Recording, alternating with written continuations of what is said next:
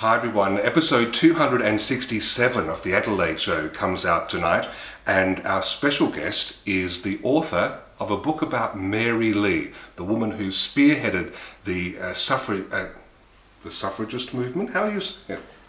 Women's suffrage. Women's suffrage. You know, that's a word I've struggled with all my life. Isn't that a...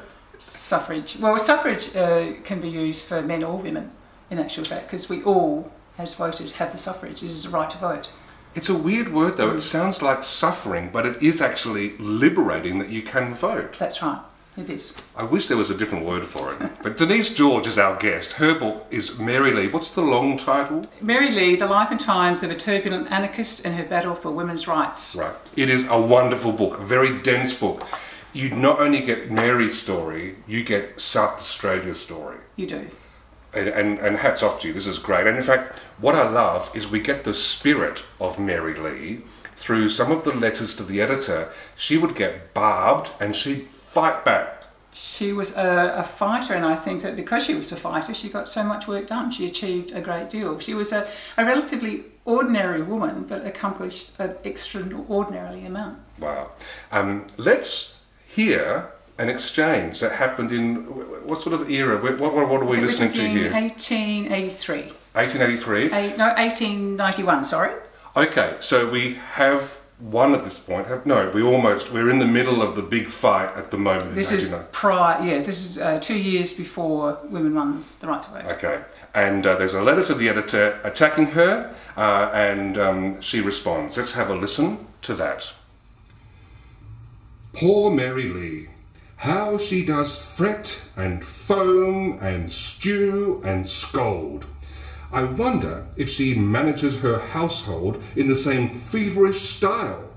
If Mary Lee is a typical example of what we may expect if females generally attain universal suffrage, I am afraid the world would not be much improved by the change. When women persist in descending from the high and holy position assigned to them by nature and by providence, and they seek to perform the sterner and more masculine functions of public preachers, lecturers, debaters and legislators, they forsake the refined sphere of feminine character and influence and forfeit their claim to the humour, respect and esteem of the sterner sex. Let Mary Lee follow the noble example of many of her sex who are too modest and refined to wrangle publicly in the press and on the platform on questions of political expediency. I really have no quarrel with anyone named Hussey, and I am at a loss to conjecture why I should have been singled out for the high distinction of a paper duel with this Ajax of the pen.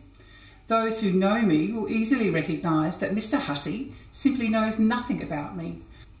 My cause is the cause of womanhood, and no bluster or denunciation will silence me while one wrong to womanhood exists of which I have knowledge or against which I have the power to protest. So there we have it, an exchange in the press, Mary and Mr. Hussey going at it.